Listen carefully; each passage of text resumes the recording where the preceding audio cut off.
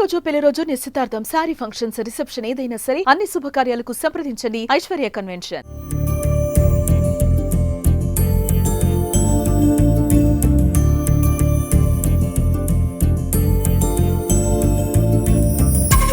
Welcome to Suman TV Warangal. ISRO అంతరిక్ష ప్రయోగశాల, దానికి సంబంధించి ఒక ప్రయోగం చేయడానికి రీసెర్చ్ స్కాలర్లు ఎప్పుడు కూడా ముందుంటారు.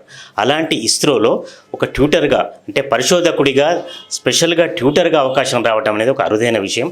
అలాంటిది దక్షిణ భారతదేశంలోనే మొట్టమొదటి వ్యక్తిగా వరంగల్ వ్యక్తి భూపతి శశాంక్ మన దగ్గర ఉన్నారు. ఇప్పుడు ఇలాంటి అరుదైన అవకాశం ఎలా వచ్చింది, వచ్చిన తర్వాత అంతరిక్షానికి సంబంధించి మరి ఇలాంటి పరిశోధనలు, ప్రయోగాలు జరుగుతాయి, ఇతని సేవలు ఒక ట్యూటర్గా, సబ్జెక్టు పరిశోధకుడిగా లేదా బోధకుడిగా ఇతని సేవలు ఎట్లా ఉపయోగించుకుంటారు, రాబోయే కాలంలో ఇవన్నీ కూడా కార్యక్రమాలు ఎలా జరుగుతున్నాయి శశాంక్ని అడిగి తెలుసుకుందాం. ముందుగా శశాంక్, అభినందనలు, కంగ్రాచులేషన్స్. స్పేస్ అనేది ఎవర్ గ్రీన్ సబ్జెక్టు. మరి ఈ సబ్జెక్టుకు ఎట్లా ఇంట్రడక్షన్ అనేది మీకు స్టార్టింగ్ ఎట్లా ప్రారంభమైంది అది చెప్పండి. దాని తర్వాత ఈ అవకాశం ఎలా వచ్చింది చెప్పండి. అవకాశం వచ్చిన తర్వాత ఏం చేయబోతున్నారో చెప్పండి. సో బేసిక్గా నేను నా ప్రొఫెషన్ వచ్చేసి ఆర్కిటెక్ట్ అండి. సో యాజ్ అన్ ఆర్కిటెక్ట్ ఒక పర్సన్ అనేది చాలా క్రియేటివ్గా ఉండాలి. సో అవుట్ ఆఫ్ క్యూరియాసిటీ చిన్నప్పటి నుంచి నాకు స్పేస్ అంటే చాలా ఇష్టం. లైక్ నాకు ఏముందో తెలుసుకోవాలన్న క్వశ్చన్స్ చాలా ఉండేది. లైక్ మూన్ తర్వాత ఏముంటుంది, సన్ తర్వాత ఏముంటుంది, and what are the planets, ఇవన్నీ ఎలా ఫామ్ అయ్యాయి. సో వీటి మీద ఉన్న క్యూరియాసిటీతో చిన్నప్పటి నుంచి స్పేస్లోకి చూడడం కానీ, టెలిస్కోప్స్ వాడడం కానీ, ఎక్లిప్స్ని అబ్జర్వ్ చేయడం కానీ, సో ఇవన్నీ చేస్తూ ఉండేది. సో దెన్ ఆర్కిటెక్చర్లోకి వచ్చిన తర్వాత our field is like designing buildings and habitations for people on earth మీద ఉన్న వాళ్ళకి మేము డిజైన్ చేయాల్సి ఉంటుండే. కానీ నెక్స్ట్ నాకున్న క్యూరియాసిటీతోని ఒకవేళ ఈ ఆర్కిటెక్చర్ అనేది ఇంజనీరింగ్తో కలిసి స్పేస్ ఎక్స్ప్లోరేషన్లో ఎలా ఉపయోగపడుతుంది అనే దాని మీద నేను నా రీసెర్చ్ స్టార్ట్ చేశాను. సో ఇప్పటికీ ఇంటర్నేషనల్ స్పేస్ స్టేషన్ ఉంది, శాటిలైట్స్ ఉన్నాయి. సో ఇవన్నీ శాటిలైట్స్ ఎర్త్ చుట్టూ తిరుగుతూ ఉంటాయి. ఈ తిరుగుతూ ఉండే ఈ పరిక్రమణలో మనకి ఆస్ట్రోనట్స్ అనే వాళ్ళకి అంత వసతులు లేవు అక్కడ. సో ఇప్పటికీ సునీత విలియమ్స్ స్పేస్లోనే స్టక్ అయిపోయి ఉన్నారు. అరౌండ్ 70 days అవుతుంది. So it's been lot of time she stucked up. కానీ అక్కడ వాళ్ళకి ప్రాపర్ ఎమ్యూనిటీస్ ఉంటాయి, ఆర్ ఎల్స్ వాళ్ళకి కావాల్సిన ప్రాపర్ వసతులు ముందే రెడీ చేసి ఉంటే అంత ఇబ్బంది అయ్యేది కాదు. సో యాజ్ అన్ ఆర్కిటెక్ట్ మేము చేసే ప్రయత్నం ఏంటంటే ఈ మాడ్యులర్ స్పేస్ డిజైన్స్ అనేటివి శాటిలైట్స్ కానీ, హ్యాబిటాట్స్ కానీ, స్పేస్ ఎక్స్ప్లోరేషన్ సిస్టమ్స్ కానీ, వాటన్నిటిని we're trying to develop from India in a minimal cost. So ఈ మినిమల్ కాస్ట్లో ఏవైతే డిజైన్స్ చేస్తుంటామో then these things will be transported into space. ఇప్పుడు మనకి చాలా రాకెట్స్ ఉన్నాయి, PSLV, GSLV, ASLV. So these are all the rockets which carry satellites to space. So India is a leading country which is transporting around 350 satellites every year. So ఇలాంటి ఒక ఆపర్చునిటీని from India మేమేం చేస్తున్నామంటే ఒక habitation, ఆస్ట్రోనట్స్కి స్పేస్లోకి వెళ్ళిన తర్వాత ఒక 5 to 6 years వరకు ఒక సస్టైనబుల్గా, అంటే దాని ఎనర్జీ అదే క్రియేట్ చేసుకుంటుంది, దాని వాటర్ అదే జనరేట్ చేస్తుంది. సో ఈ స్పేస్ నుంచి వచ్చే రేడియేషన్ కానీ, కాస్మిక్ రేడియేషన్ కానీ, వీటన్నిటి నుంచి వెళ్ళి ప్రొటెక్షన్ చేస్తూ ఒక లేయర్ అనేది ఫామ్ అయి ఉంటుంది మన హ్యాబిటాట్కి. సో ఇప్పుడు ఈ రూమ్ ఇంత ఉందనుకోండి, సో ఇదంతా మనము పంపించలేము అంతరిక్షంలోకి డైరెక్ట్గా రాకెట్ నుంచి. సో దీన్ని ఏం చేయాలంటే ఫోల్డ్ చేయాలి. దీని కాన్సెప్ట్ ఆఫ్ ఆరిగామి అంటాం. సో జాపనీస్ కాన్సెప్ట్ ఇది, ancient concept of origami. So paper folding art. So ఈ పేపర్ ఫోల్డింగ్స్ ఎలా అయితే జరుగుతాయో మన అంతరిక్షంలోకి వెళ్ళి ఏవైతే హ్యాబిటాట్స్ ఉంటాయి కూడా అవి కూడా ఫోల్డెడ్ కాన్సెప్ట్స్లో వెళ్తాయి. సో ఇప్పుడు ఈ రూమ్ మొత్తం మనం ఒక అంతరిక్షంలోకి వెళ్ళాలి అనుకోండి, మనకి వచ్చేసి ఒక స్ట్రక్చర్ ఇంతే ఫామ్ అవుతుంది. సో ఆ రూమ్ అంతా ఈ స్ట్రక్చర్లో ఫోల్డ్ అయిపోయి రాకెట్లో వెళ్ళిన తర్వాత దాన్ని పేలోడ్ అంటాం. సో ఈ పేలోడ్ 40 kgs, 50 kgs, 100 kgs వరకు ఉండొచ్చు. సో దీన్ని రాకెట్లో ట్రాన్స్పోర్ట్ చేసి ఆటోమేషన్ సిస్టమ్స్ ద్వారా so this payload will be open అయినప్పుడు దాని లోపల ఉండే వసతులు ఏవైతే ఉంటాయి, energy saving systems, life saver systems, life support systems అంటాము, and also ESLVs, air lock systems, ఇవన్నీ ఇంటిగ్రేట్ అయ్యి ఉంటాయి అన్నమాట దీంట్లో. సో ఇలాంటి రీసెర్చ్తోనే మేము ఇస్రోకి అప్రోచ్ అయ్యాము. Very well doing all this research and then I was selected as a space tutor. ఎంతమంది మొత్తం భారతదేశంలో ఎంతమంది సెలెక్ట్ అయ్యారు? Around 100 people. Yes. Okay. So India నుంచి కానీ తెలంగాణ నుంచి మనం ఫస్ట్ అండి. So as a company of Ancient Technologies is first from Telangana and South India. And dealing space architecture in India this is the second company from South India. The first company from South India, overall it's second company. Right. మనం ఒక్కసారి మళ్ళీ వెనక్కి వెళ్దాం. అంటే ఆలోచించడానికి మాత్రమే పరిమితమయ్యే పరిస్థితుల్లో అంతరిక్షం గురించి మీరు బాగా ఆలోచిస్తున్నారు. అట్లా ఆలోచిస్తున్నప్పుడు ఒక అమ్మమ్మలు, నాయనమ్మలు, తల్లిదండ్రులు వీటి గురించి వాళ్ళ ఐడియా ఎట్లా ఉండేది? మీ ఐడియాలజీ మీకు ఉంది, కానీ మీ గురించి వాళ్ళకి ఐడియా ఎట్లా ఉండేది? మా గురించి అంటే చిన్నప్పటి నుంచి చందమామ కథలు అందరూ చెప్పేదండి. చందమామ రావే అని అంటారు. మనం చందమామ దగ్గరికి వెళ్ళేదే లేదు, అక్కడి నుంచి వచ్చేదే మనకి. చందమామ మన దగ్గరకు వస్తుంది అనుకునేది చిన్నప్పటి నుంచి, కానీ మనం అక్కడికి వెళ్ళాలన్నది నా క్వశ్చనర్. సో మనం ఎలా వెళ్ళగలుగుతాం, మనకి ఏమేమి వసతులు కావాలి, like what are the needs. Oxygen ఉండదు, లాట్ ఆఫ్ రేడియేషన్ ఉంటుంది, లాట్ ఆఫ్ దీస్ థింగ్స్ ఉంటాయి. Like it's $1 billion economy nowadays. Like space industries like $600 billion economy ఇండియాలో. లైక్ 2025లో $600 billion రీచ్ అవ్వబోతుంది ఎకానమీ స్పేస్ వల్ల, ఓన్లీ స్పేస్ సెక్టర్లో. Right. అంటే మీరు ఆ ఖరీదైన విషయం చెప్పారు కాబట్టి అమెరికా లాంటి అగ్రరాజ్యాలే అటువంటి సాహసం చేయడానికి ఇష్టపడతలేవు. ఇటువంటి పరిస్థితుల్లో మీకు అంటే స్పెసిఫిక్గా ఏమన్నా మీరు ఐడియాలజీ ఇస్తున్నారా దీనిలో? సో మన ఐడియాలజీ ఏంటంటే ISRO is special for it's cheaper cost. Economically space సెక్టర్లో డీల్ చేయడం మనంతా ఎవరు చేయలేదండి ఇప్పటివరకు. ISRO is the world's leading space industry which is like making space habitats or rockets at a cheaper cost, at an affordable rates. So ISRO వాళ్ళు NASA వాళ్ళ కంటే ఎందుకు అడ్వాన్స్ అని నేను అంటున్నా అంటే, మంగళయాన్ ఉంది, మంగళయాన్కి వెళ్ళడానికి ఒక రోవర్ని ఎర్త్ చుట్టూ స్లింగ్ షాట్ చేసినారు. సో ఆ ఐడియాలజీ నాసా వాళ్ళకి కూడా రాలేదు.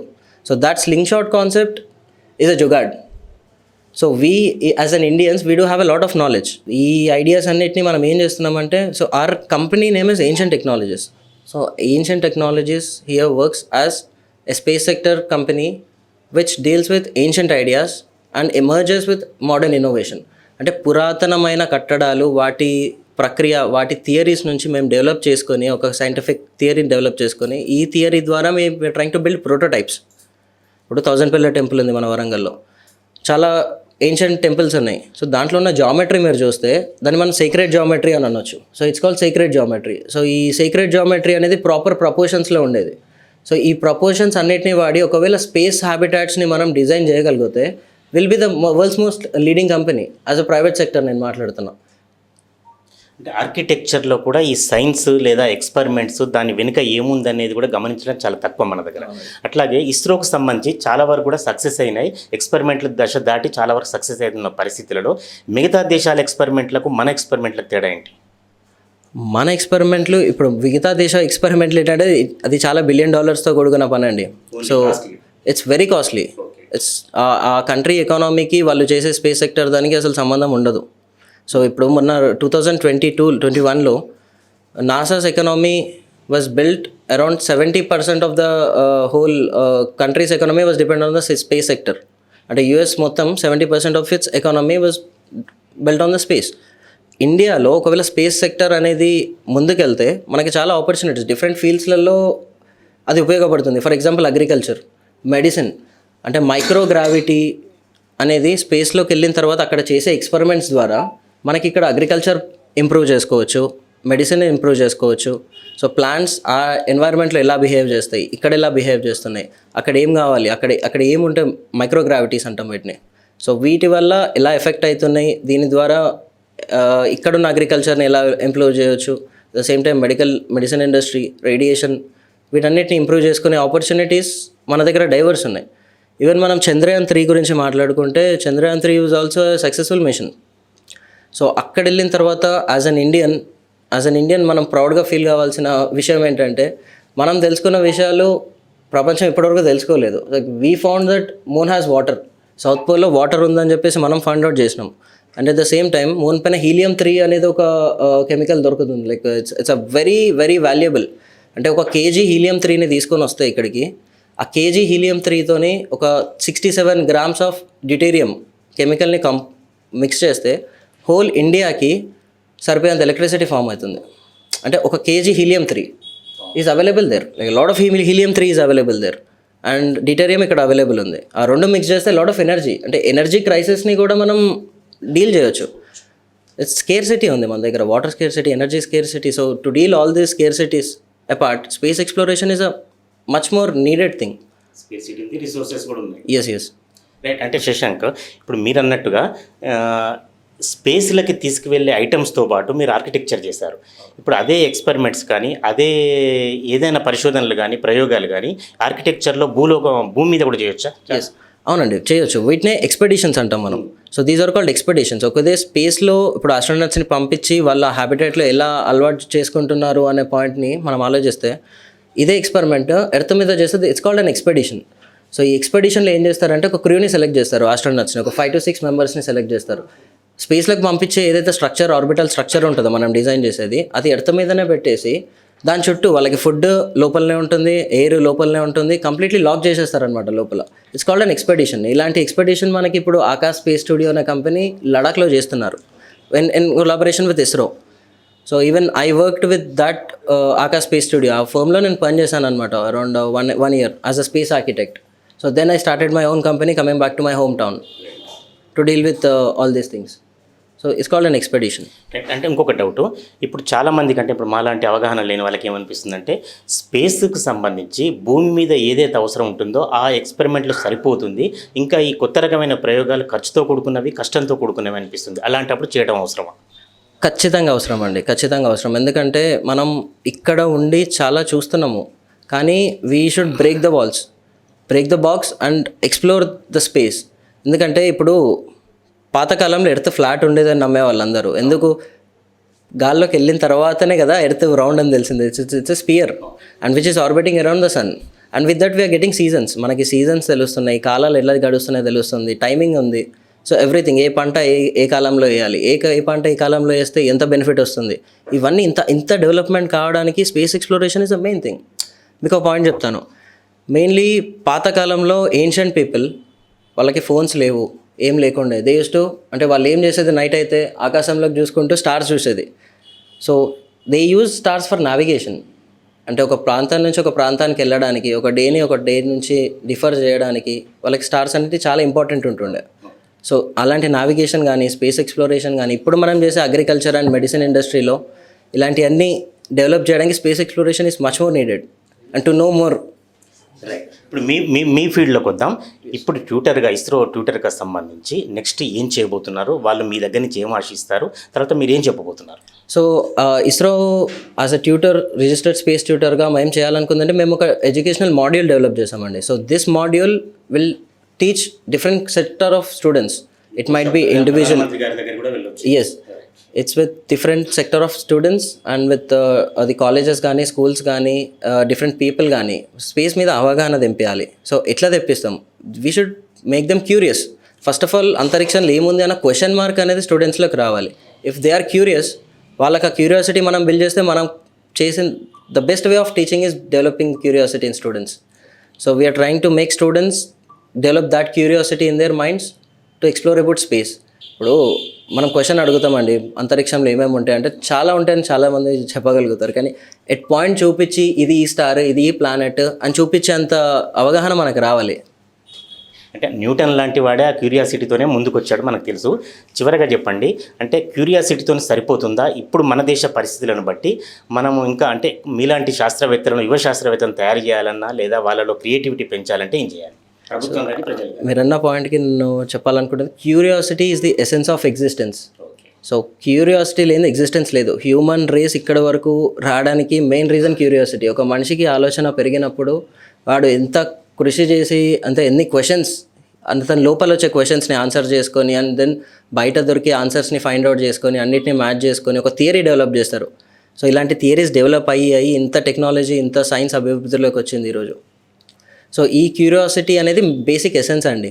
సో ఈ ఎసెన్స్ని దాటుకొని మనకి ఇంట్రెస్ట్ ఉండాలి, at the same time social support ఉండాలి, at the same time society and economy should also support people who are working curiously. My support was my parents sir. Like మా parents నాకు చేసిన support and their motivation from whatever I'm trying to do, that was tremendous and I'm very thankful for them for this situation where I'm. అంటే చాలామందికి ఊహించడానికి కూడా సాధ్యపడిన పరిస్థితులలో మీకు ఒక మంచి అచీవ్మెంట్ లభించింది. మీ చివరి గోల్ ఏమిటి? నా చివరి goal, yes, so my ultimate goal will be dealing with magnetic fields in space architecture. So ఇస్రోకి మేము ఒక ప్రణాళికని ఇద్దామని అనుకుంటున్నాం. సో ఈ ప్రణాళికలో ఏముంటుందంటే it's a set of missions. So వాళ్ళు చేసే మిషన్స్, ఇప్పుడు ఆదిత్య L1 ఉంది, అందులో గగన్యాన్ ఉంది. సో గగన్యాన్కి ఆదిత్య L1కి ప్రాపర్గా ఆస్ట్రోనట్స్ వాళ్ళు సెట్ అయ్యేటట్టు దాని లోపల ఇంటీరియర్ డిజైన్ కానీ, మాడ్యులర్ స్ట్రక్చర్స్ కానీ, ఆరిగామీ డిజైన్స్ కానీ, ఇన్స్పైర్డ్ ఫ్రమ్ ఏన్షియంట్ ఐడియాస్. అంటే ఈ ప్రాచీనమైన ఏవైతే కట్టడాలు ఉంటాయో వాటి నుంచి ఇన్స్పిరేషన్ తీసుకొని మేము ఒక థియరీ డెవలప్ చేస్తున్నాం. ఈ థియరీని వాడి we're trying to propose new missions which will be much more affordable. అంటే ఇప్పుడు ఇస్రో చేస్తుంది ఇట్స్ లైక్ ట్రెమెండస్ అండి, హ్యాట్స్ ఆఫ్ చెప్పవచ్చు. కానీ మనం ఇంటిగ్రేట్ చేయాలనుకుంది ఏంటంటే ఈ ఏన్షియంట్ ఐడియాస్ని తీసుకొని వచ్చి ఎప్పుడైతే సైన్స్ని, ఏన్షియంట్ ఐడియాస్ని, ఈ ఫ్యూచరిస్టిక్ ఇన్నోవేషన్ని మర్జ్ చేస్తామో, so this merging will be the ultimate thing అని నా ఒపీనియన్ అండి. అంటే మీకు లక్ చెప్తే బెస్ట్ ఆఫ్ లక్ అంటే బాగుండదు కాబట్టి మరొకసారి కంగ్రాచులేషన్ చెప్తూ మీరు తప్పనిసరిగా విజయం సాధించాలని మేము కూడా కోరుకుంటున్నాం. Thank you.